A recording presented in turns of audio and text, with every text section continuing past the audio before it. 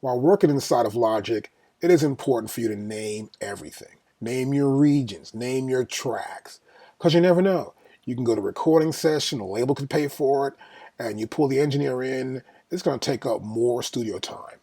And you want to make sure that session goes smooth so everybody feels happy in the session.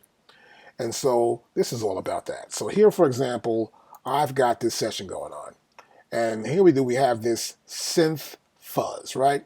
And these other regions are all MIDI regions, and they're all named synth fuzz. But I don't know what synth fuzz that is. And this is a soft instrument from inside of the Logic software. And if you want to find it again, it's going to be hard. So normally I would go back in, I'd click here, and I would rename it. Let's say it was called 2RET, right? And I name that, and I stop, and I name it, it's named that. But also, you'll notice that these regions don't have the same name. This is pretty simple. I go to Functions. My second option down says Name Regions by Track Name. I click there, and you'll notice now the regions have that name. Now I'll extend it out so you can see it better. There you go. And you see the name much better now, right? After extending it out a little bit more in the file view, session view, here you can see it. And that's so important to have that. Let me undo this. Now, sometimes you may have several regions in a session like we have right here. And you want to name them different. So let's say, for example, we're going to here, I may have different parts here. So it's going to be R2, right? So the way I can do this is using my text tool. It's pretty simple. I go to here, my tool window, and pull it down, drop down window here, and I get to my text tool, right? Or I can just click in here, go to T, and say I want to go to 4. And I got my text tool. I come in here, I can call it 2RET, and then that file is named. But suppose I want to name them all that without having to use the tool header, the header for the channel. Let's undo this.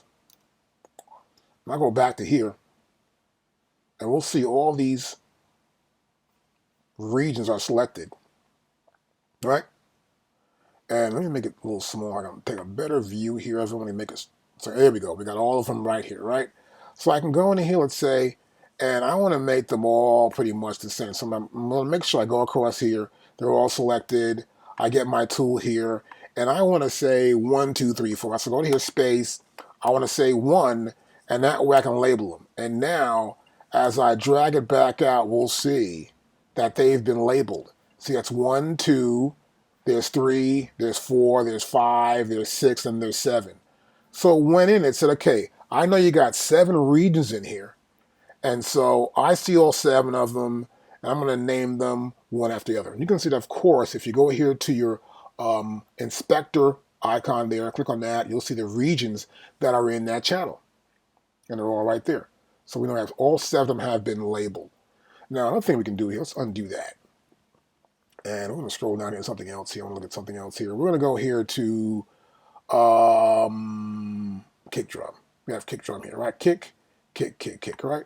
So what I want to do here, let's say, is I may have 2 different kicks going on. So I can go to here, so I select them here. And this may be 3 or 4 or 5 different kick drums. So I can go to here, and I'll put in kick 1. And I could say, well, look, I just want to have it just all be kick 1. So I'm going to add kick 2 later on. I'm going to do a space right there after the 1, enter, and they're all labeled kick 1. Now, before I did that, I had the name that was there. I put in 2. I didn't add a space, and then it named every subsequent one to be 1, 2, 3, 4, 5, which is pretty cool. So this is a great way I can just name them numerically in this name. They're all kick 1. Now, when I go back in, I got a new kick drum I can put in. I can put that one maybe on the same track in case it's going to be the same EQ set up for it right there on the track. So it's important to name the regions and to know these functions, how to name every region and name all your tracks.